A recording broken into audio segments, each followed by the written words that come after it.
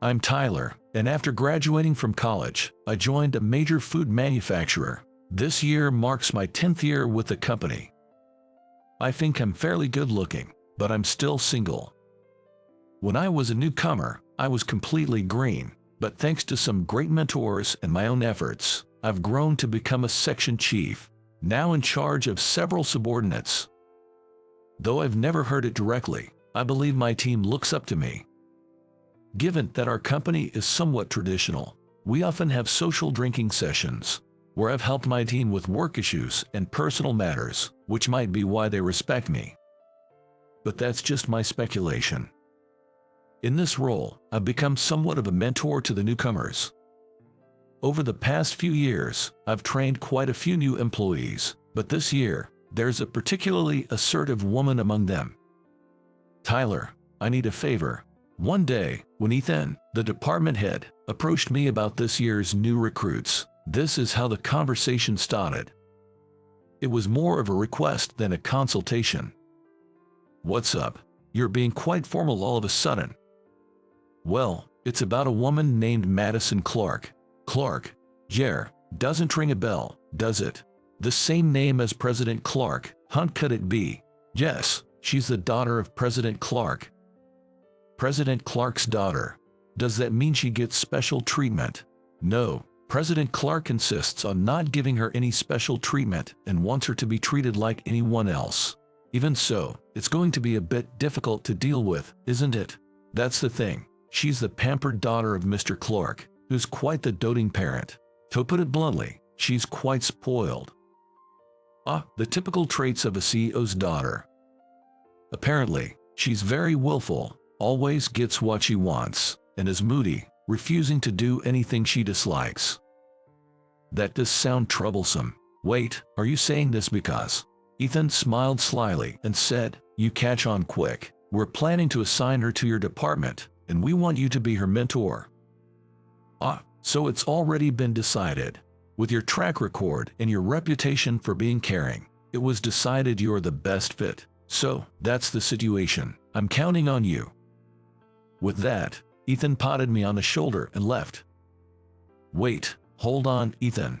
Left behind, I felt gloomy and headed to the break room to drink some coffee and gather my thoughts. Seriously, without even considering my opinion, maybe I should refuse. The black coffee tasted more bitter than usual. But then again, I hadn't met her yet, and it's not fair to judge based on rumors alone.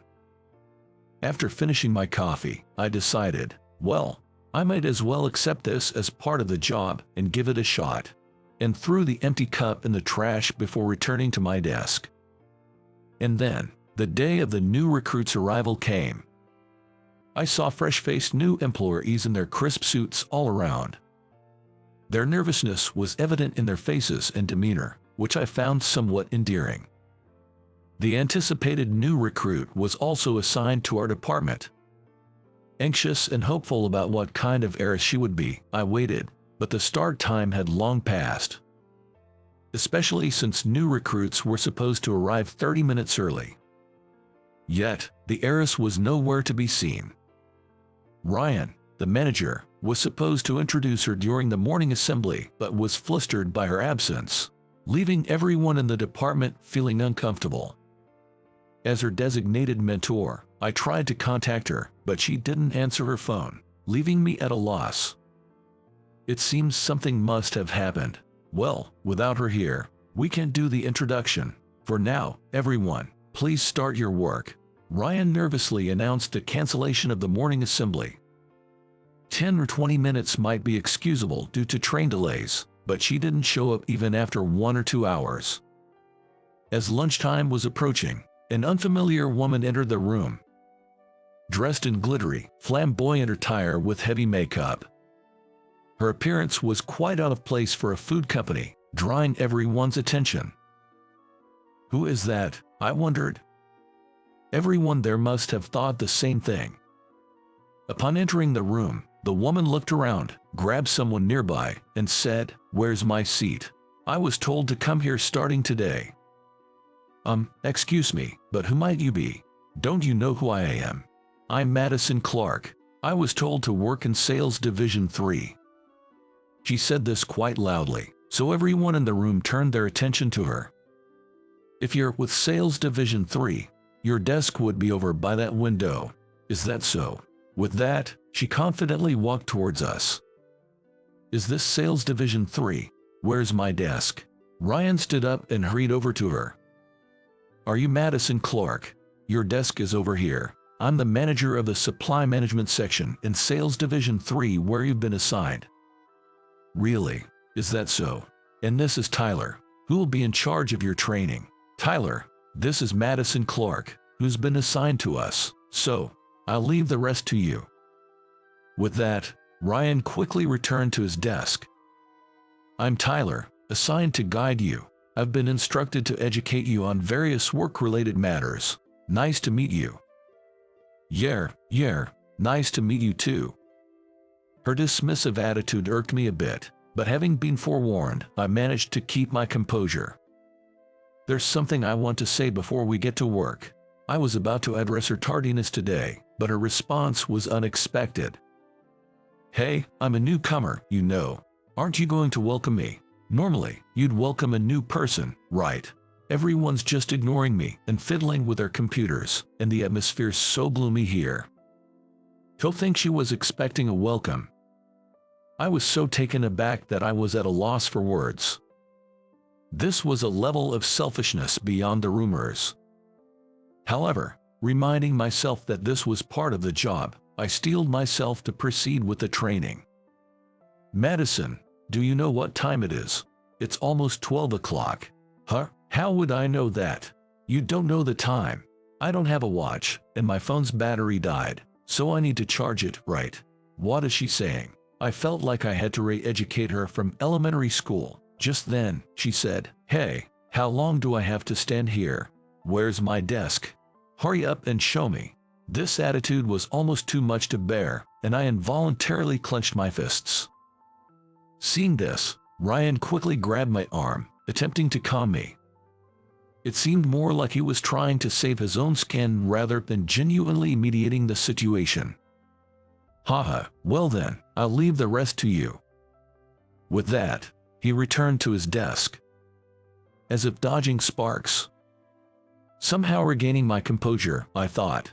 Annoying as it is, I have to get through this as part of the job, and got started with the actual training.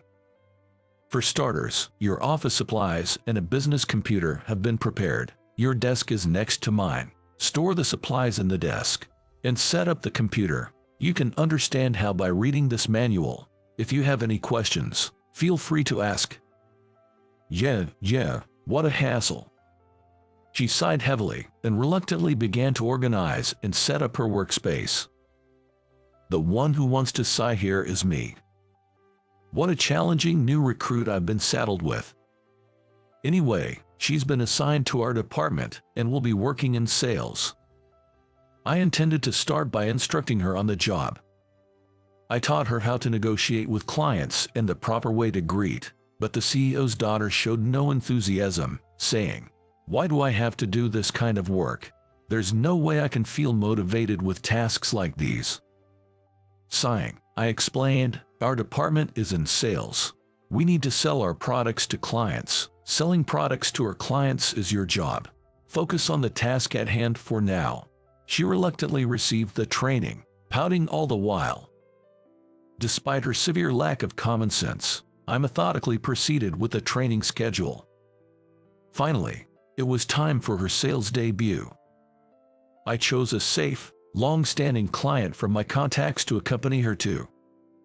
It was meant to be just an introduction, so all she needed to do was smile in the background, but given her past behavior, I doubted she'd stay quiet. I repeatedly reminded her, the client is very important. Please be mindful of your behavior, but I couldn't shake off my anxiety. The client, naturally curious about the new recruit, asked various questions, leaving me on edge and utterly exhausted. Somehow, we managed to get through the visit to the client without any major issues. The person in charge at the client's side was kind and overlooked some minor indiscretions because she was a newcomer, which was a relief. However, Feeling this exhausted after just one client meeting made me anxious about when she would be able to stand on her own. Before I knew it, it was almost time to clock out. Sigh, why do I have to go through all this? I was lost in thought, pondering this. Suddenly, I realized she was nowhere to be seen. I looked inside the convenience store, thinking she might have gone in, but she wasn't there either. She was nowhere to be found, neither ahead nor behind us. We needed to go back to the office to prepare a report, so I wondered where she could have gone and tried calling her. Then she answered, "Oh, Tyler, do you need something?" "It's not that I need something. Where are you right now? We need to go back to the office and prepare the report." "What? But it's already past working hours, isn't it?" "So, I'm on my way home in a taxi. Was I supposed to go back directly? Anyway, I'm heading home." "Hey." She just said what she wanted and hung up. What a display of selfishness. I was at my wit's end with patience. And the next day, as usual, she came to the office late, and I caught her. "Come here." "What's the matter all of a sudden?" "Just come with me." Unfazed by my stern demeanor, she reluctantly followed with her usual attitude. I took her to the conference room and made her sit down. "Why did you leave on your own yesterday?" "Well, because it was the end of the workday, and I don't want to do overtime, so I went home." "Listen, at least tell me before you go. If you disappear without a word, I'm going to worry." "Dash, you're scary. Isn't it obvious to go home after work hours without saying anything? It's common sense to inform before leaving. Don't you even understand that basic principle?" "Tyler, you're scaring me." "Of course, with your current attitude, you're not only failing in sales, but as a person too." "What about yesterday?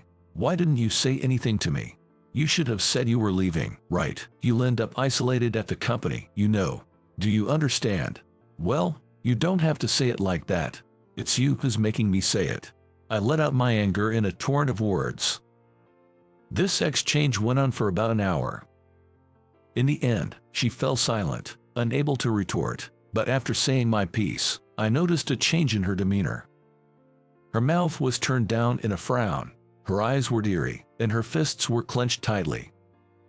Yet, she was still glaring at me. As she opened her mouth, she yelled, "How dare you lecture me? Just you wait," and stormed out of the room. At that moment, I wished I could punch my past self for agreeing to take on her training. Assuming she wouldn't return to her desk for a while, I went to the break room to kill time with a coffee. When I thought it was about time and went back to my desk, Ryan approached me with a pale face, asking, "What on earth did you do to her?" "What do you mean?" "I was just giving her some educational guidance." She left crying. "What?" I couldn't believe she had actually gone home. It was like shooting herself in the foot. Ryan went on about being gentler and reminding me she was still new, but when I retorted, "So, Ryan, are you going to take care of her? She's a handful, you know," he fell silent. The following day, Ryan informed me that President Clark wanted to see me. "President Clark asked for you to come. He said there's something important to discuss." Well, it's definitely not going to be good news. The other employees were whispering among themselves. Everyone knew the background, and the fact that she was the president's daughter was common knowledge. Analyzing the information given, the answer became clear. "Sigh, I understand. I'll go to the president's office for a bit." "Yes, please do that." I guess this is the end of my career. I felt like I had received a death sentence. Considering her personality, it's highly likely she complained about me to her father, President Clark. Given her personality, she likely exaggerated the story. I wonder if I can get by on my severance pay and savings, but will I even receive severance pay? Not if I'm fired for misconduct. With these thoughts, I headed to the president's office. My mood and my steps were heavy. I knocked on the door of the president's office. "It's Tyler from the sales department." Come in." "Yes, excuse me." As I opened the door and entered, I saw Ethan and President Clark inside. This is definitely the end for me. As I stood there frozen, thinking this, President Clark said in a surprisingly mild manner, "Sorry to call you during work hours. Thank you for coming. Please, have a seat here." Confused by his demeanor, I took a seat as suggested. Then, President Clark suddenly apologized to me. "I'm sorry for everything. It seems my daughter has been causing you a lot of trouble." No, well, yes, but it was the first time in my life that President Clark had apologized to me. While I was still bewildered, President Clark, smiling kindly, began to speak earnestly. "My daughter has been through a lot." To summarize President Clark's story, when he was starting the company, his wife worked tirelessly alongside him. However, her relentless efforts led to illness and hospitalization. Then, it was just the two of them, Mr. Clark and his daughter, at home.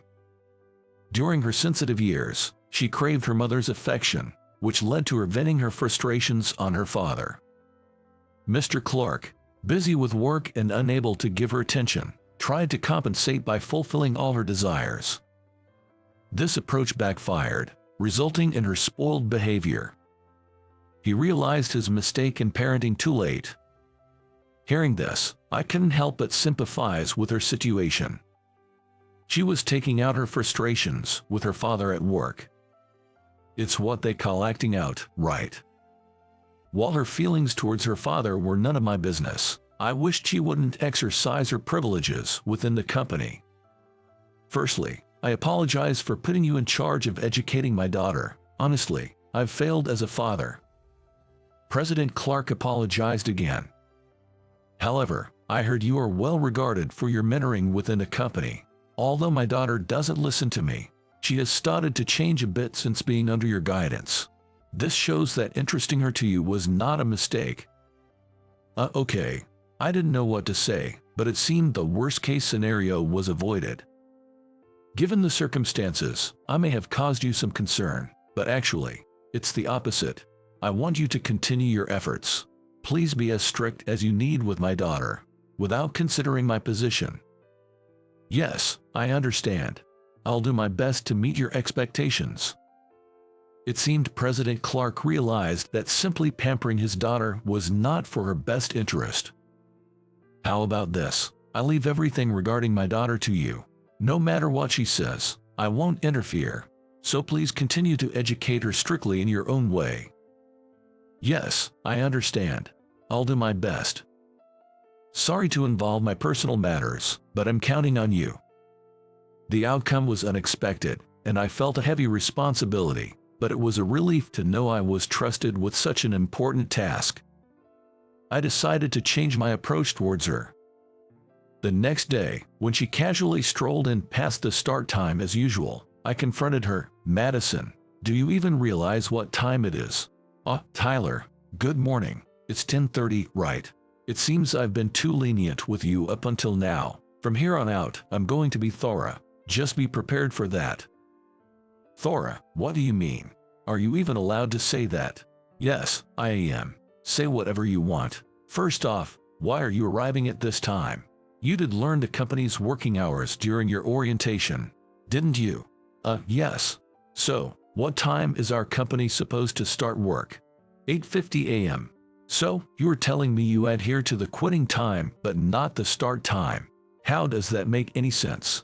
"Well, I'm just not a morning person. If that excuse were valid, nobody would be here at 8:50 a.m. What time do you usually wake up in the morning?" "Currently, at 9 a.m. I'm astounded. 9 a.m.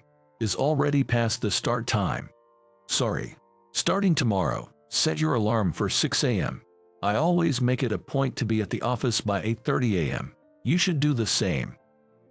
"What? No way, that's impossible. Furthermore, from now on, there will be penalties for being late." Upon hearing this, her face turned bright red. She was clearly furious. "Can you even do that, Tyler? Do you have the right?" "I do. It's been decided. I've been given full authority by President Clark regarding your case. This means President Clark can't intervene in the decisions I make. That's tyranny, abuse of power. Indeed, I'll make good use of my authority. Starting tomorrow, there will be penalties for lateness. If that doesn't solve the issue, I'll consider docking your pay. That's harsh. If you don't like the penalties, then work diligently. It's as simple as that. Yes. Reluctantly, she agreed to my terms. Today's tardiness can't be helped, but at least make yourself presentable. Our company deals with food, and all employees must maintain cleanliness. You're in sales. The client the other day might have been lenient, but not everyone will be. Start by dressing appropriately and improving your language. Muttering something under her breath, she seemed to be complaining. Do you have something to say? No, I understand. You can complain all you want, but watch your language. You're a working adult. Behave accordingly. Yes, I made a declaration of intent in front of everyone. However, seeing her still looking dissatisfied, I continued the lecture in a meeting room. First, I emphasized the importance of proper grooming. As employees handling food, it's crucial to maintain a certain level of awareness regarding hairstyle, nail length, and the basic common sense expected of working professionals. As I pointed out each issue, she retorted with complaints. What's wrong with my hairstyle as long as it's properly set? And if my nails are neatly done with nail polish, that shouldn't be a problem, right? That's when I stressed the importance of maintaining a professional demeanor as part of a food company. Even if not directly working on site, the same level of cleanliness and hygiene is expected. She argued about individuality and personal rights, but I made it clear, don't confuse selfishness with individuality. Change had to come from her, or it would be meaningless. I persisted patiently. Grooming isn't just about clothes. Pay attention to your hairstyle and nail length too, even if you're not in the production area. As employees of a food company, we all need to be mindful. Even my hairstyle and nails. But I'm not making the food, am I? It's a basic principle. Employees of a food company cannot afford to give off a bad impression. It's essential to maintain cleanliness, and part of that is proper grooming. I understand. Though she seemed unconvinced, I took her agreement as a positive sign for now. I decided to implement my new approach, but the very next day, she was late again, as expected. Madison, what happened today? All I heard was I'm on my way. Well, I just couldn't wake up early all of a sudden. I see, understood. Then, as warned, I'll have to impose a penalty. Your punishment is cleaning the toilets, both men's and women's. Toilet cleaning. Don't complain. This is how it's going to be.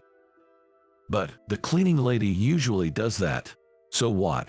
Learn by doing it together. Come with me, I said, grabbing Madison's arm and taking her to the toilets.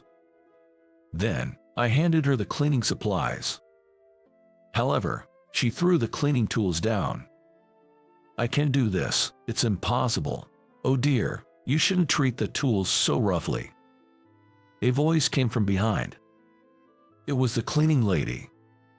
Is this the girl Tyler was talking about? I see, she seems like she could use some toughening up.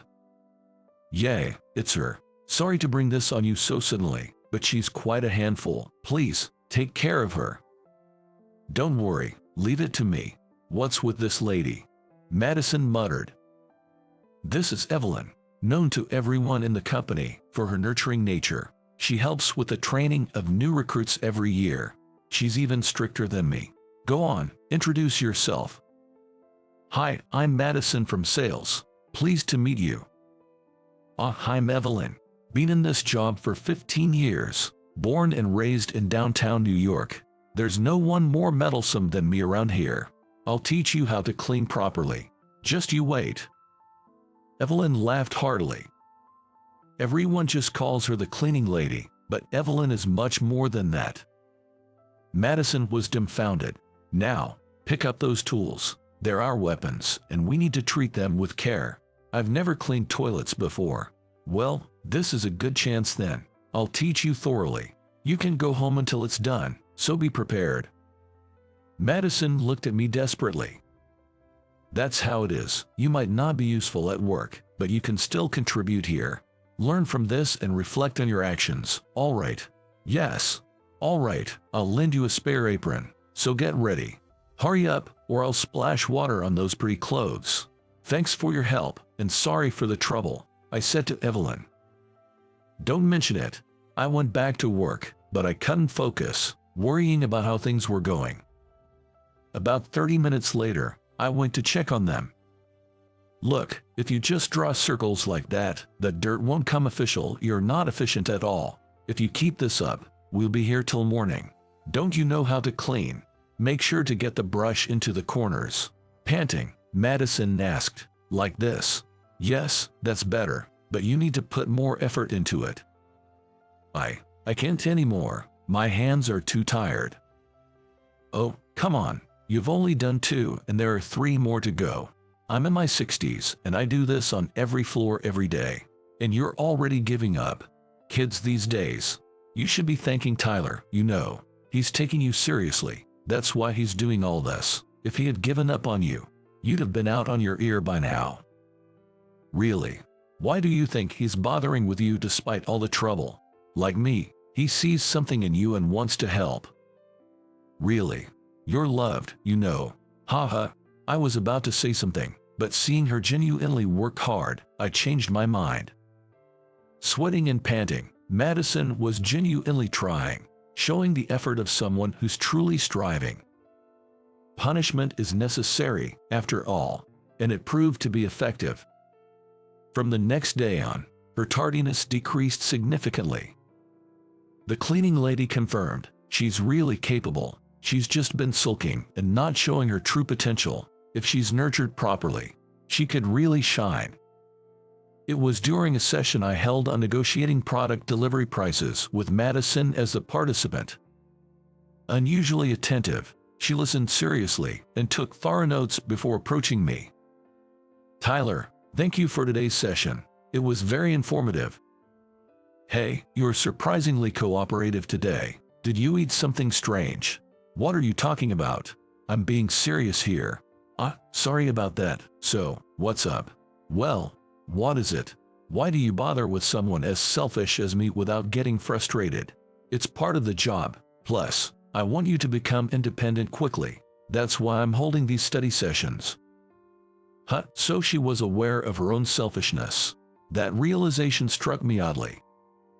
Do I bring any benefit to you by becoming independent? Of course there is. What would that be? For starters, I'd be free from unnecessary stress. Come on, answer seriously. Well, if I can entrust work to you, it means less work for me. Madison looked somewhat convinced and remarked, Tyler, you are kind of a softie, aren't you? Just like that cleaning lady. What kind of backhanded compliment is that? Just when I thought you'd become more straightforward, you're still as cheeky as ever. That's just my personality. She turned away in a huff and left the room. Well, her growth was undeniable, even if she remained cheeky. In fact, I had started interesting her with some clients. Checking in with them, I generally received positive feedback. Reflecting on her attitude on the first day of joining, it feels strangely moving to see how much she has changed, almost like a different person.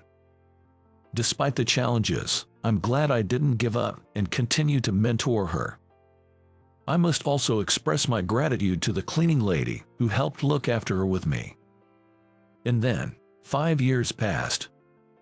My guidance at that time was recognized, and I was promoted smoothly to section chief. President Clark even mentioned that part of my promotion was a thank you for that time. Madison had become a supervisor with her own subordinates. I used to think she was just a prickly person, but looking closer, she had her charming points. However, to her subordinates, she had become a fearsome boss. Can't you do it yet? You won't last long in our company with that attitude. If you're going to be late, call me. Don't just send an email. I won't accept it. Look, dressing up is fine, but remember, we're a food company. Absolutely no long nails. Make sure they're trimmed before you come in. She sounded just like me in the past, guiding her juniors.